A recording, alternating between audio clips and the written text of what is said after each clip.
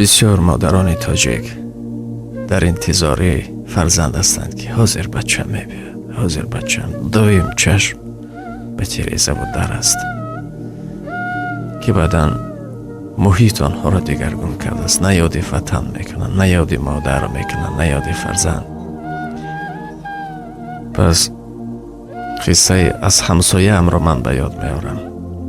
یک لحظه وقت شما رو میگیرم.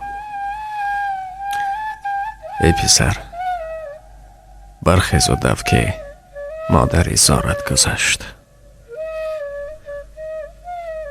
مادر دلسوز و به آزار و غمخوارت گذشت. تو گرد،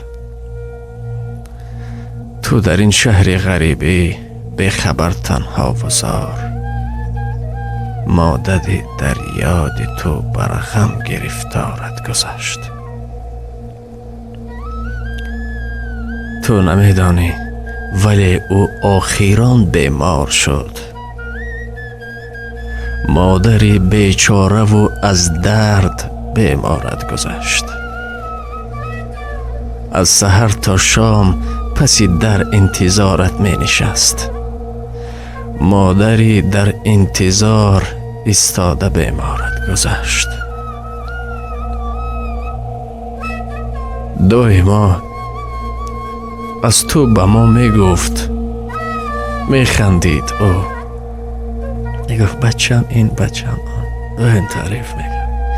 مادری خوش چقچق و به حد خاکسارت گذشت.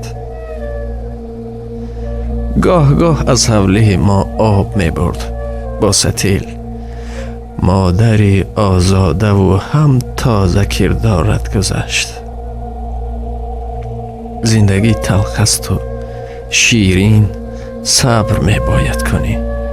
مادری پر صبر از دنیا گذشت.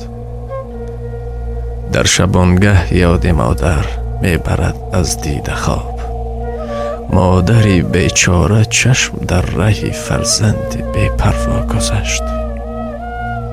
اوه مادر، سجده آرم